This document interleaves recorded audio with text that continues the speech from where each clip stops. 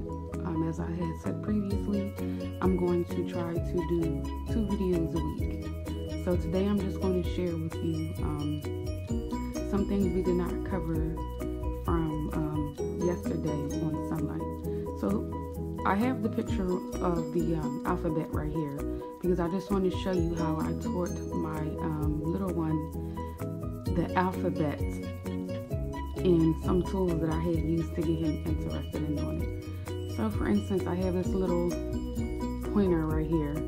He loves this little pointer, and I'll add on later on at the end of the video of how he does the alphabet using a pointer. So for instance, I'll just go over what I'll do before I get him on there. So he'll use the pointer because he's short, and you know this is kind of high up on the wall. He'll use it and he'll say A, B, K, D, E, F, G, H, I, J, K, L, M, N, A, P.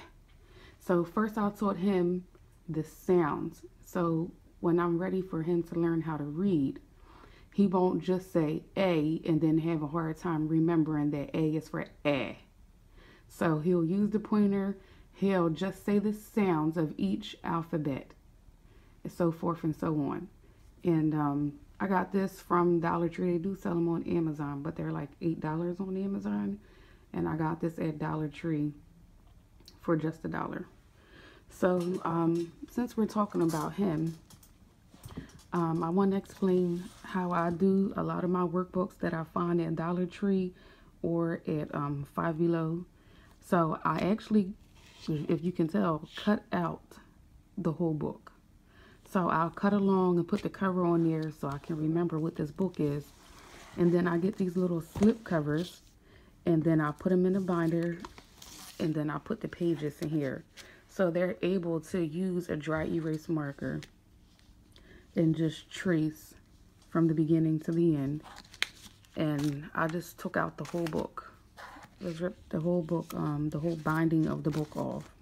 And then I can use it again and again, because my 6-year-old, I still will let him do it so he can learn, you know, straight lines and, you know, different patterns like these things like this. Prepare them to do a circle from going, you know, doing like kind of a crescent, but it'll prepare him to go a full circle, which he's know how to do now. But I still will give it to him just so he can practice, you know, and holding the pen and getting the right penmanship. So I like doing that.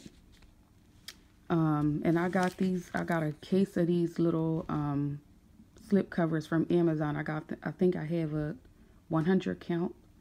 So every book that I get from Dollar Tree or Five Below or whatever book I find, and I know I want to keep reusing it, I'll put it in slip covers, and it make it durable and it's lasting. You know, you can just erase it and reuse it again. So that's just one thing that I do. And I'll continue to show you what I'll do for my 3-year-old today in his lesson. Once again, this was a book that I had printed from Teachers Pay Teachers. I had already posted the link, and I got this whole book. This is part of the book that the gingerbread is on. So what he'll do is a picture of a cake, and then these little black lines are candles, and he'll do number quantity, and we'll use these candles, and he'll take a candle and put 1, and then he'll get another candle, 1, 2, another candle, 1, 2, 3, so forth and so on. And he'll probably use the little pom-poms I had showed in the previous video, where he'll get the little pom-poms and he'll grab them using the little grabber, and he'll put them on. And while we're doing nature class, this is one of the things that he'll do, because yesterday we did not finish doing my oldest son definitions, but at least my younger son will be occupied in learning all at the same time. So he'll do some tracing, he'll do some number quantities, and That'll be his tray. So what I actually do with the trays is I have a tray for each child of the work that they're going to do for that day. And I got this tray right from Walmart for 88 cents.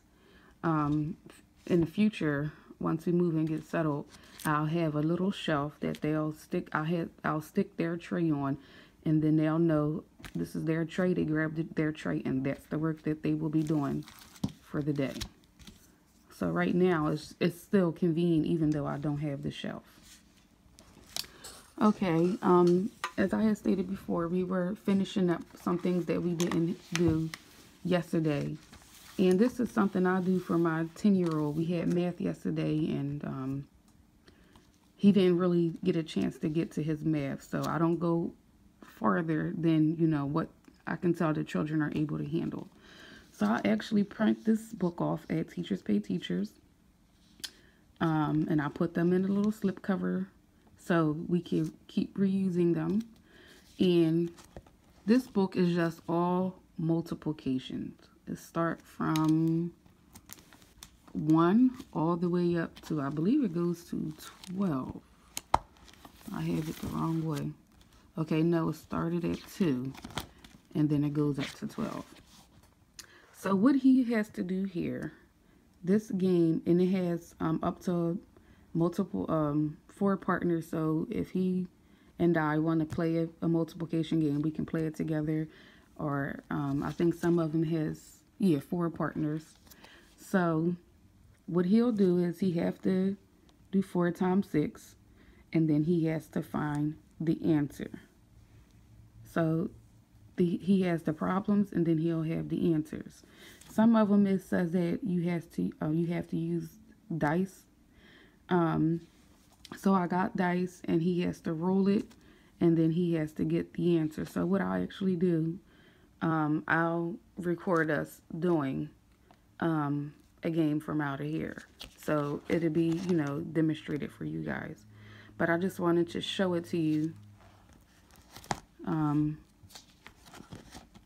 How it looks. So if you are interested in buying it, here it goes. It tells you that you can use 2 players right here, and it'll show you the instructions on how to use the game. So I'll do a video of him and I playing the game. So that's one thing he will do today for math class. And then for my 6-year-old,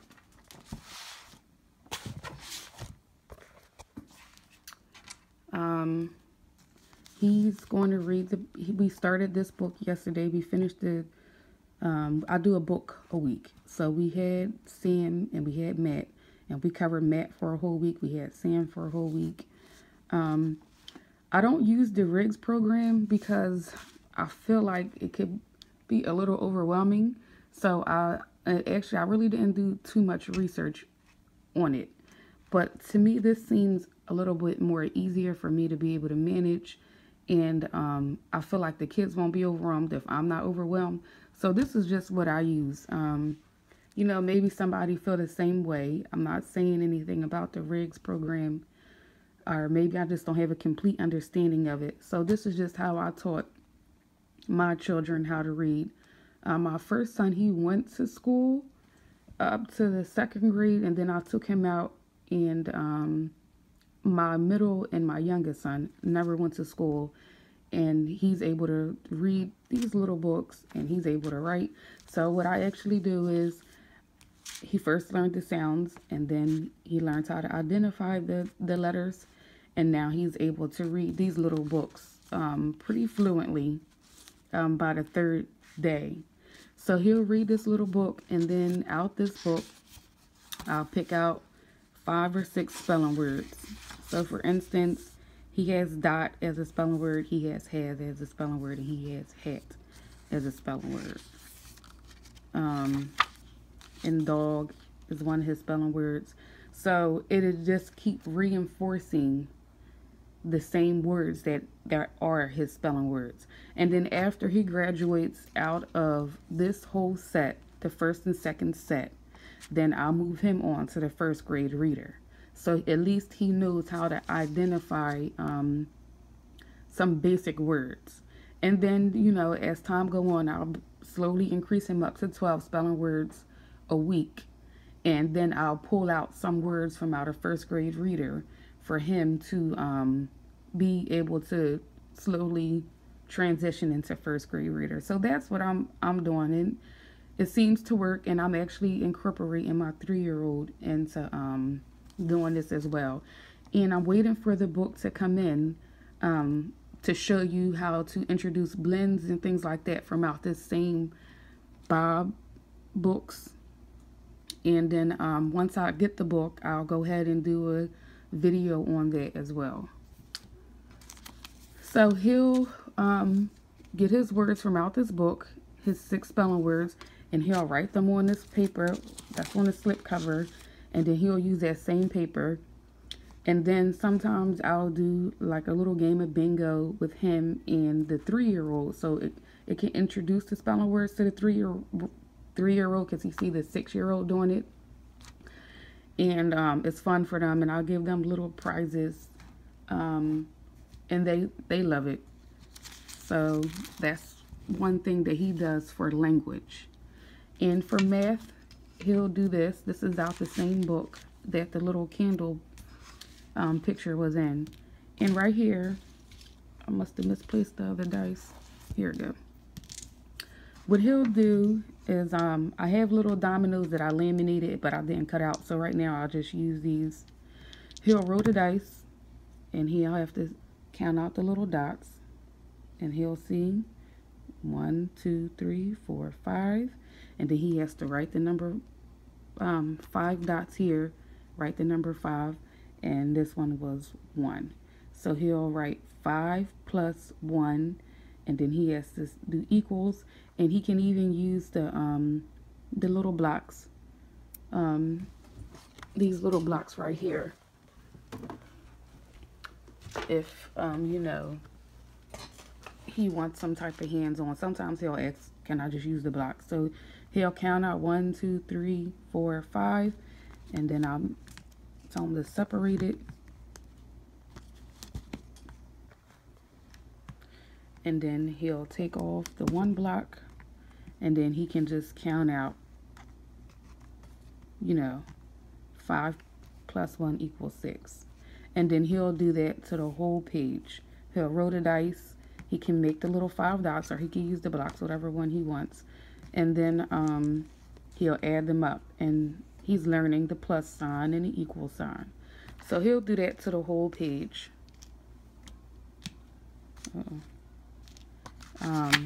He has to do this page, and he can count out the little beans here, and sometimes I'll give him little kidney beans to put on there, and he has to do the same thing in this little jar picture right here. So he'll roll the dice, count out the little dots, and then put it in here. And that's what he'll do for math class. And this was another book that I actually took the binding off, and he'll do the maze because we're doing nature class. And I'll just give him some nature little things to do while I'm helping the oldest one. And, you know, to just show him different patterns that he has to do. And we have to finish up our health class. We're going over the 8 laws of health. I printed out the poster so they can, you know, get a visual of it. And what we're doing is the bones. So we'll do this little bone activity where we cut them out. We go over all the names. And I actually used this book to help me.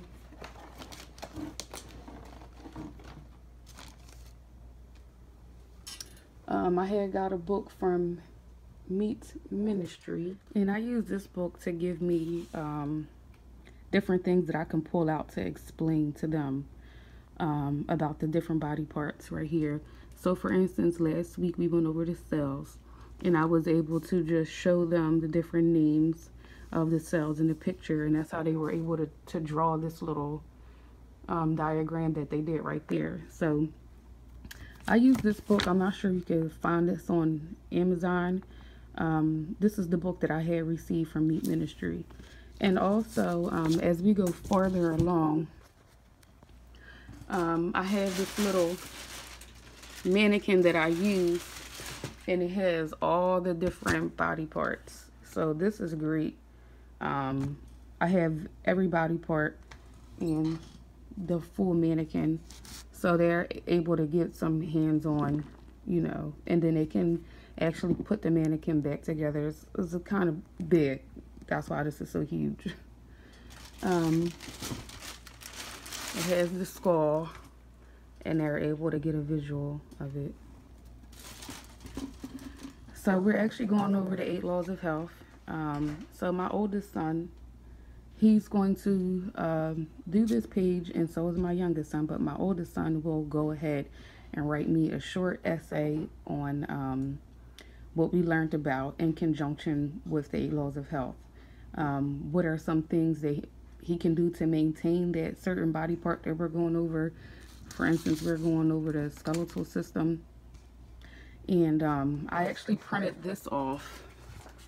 That was an argumentative essay resource sample, but I just went ahead and you know, showed him the different stages of the paragraph, how to write a paragraph. So he'll just have to write me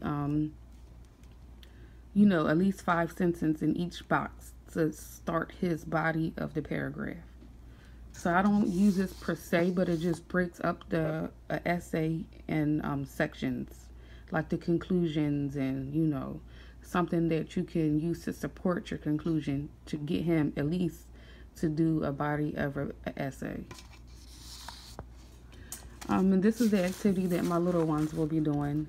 They have to cut these out and string through the little holes, and they can make a whole skeleton. And we're going over the different names of the skeletal system, the scientific names. And you know, they know that their fingers are the phalanges, the knees are the patella, the femur, the radius, the ulna, and you know, that's just what the little ones are going to do while the oldest one is doing the essay. And they know all the 8 laws of health now. So that's just our day. And if I need to post any resources or links, I'll be more than happy to go ahead and post them. I hope you enjoyed the video. Thank you.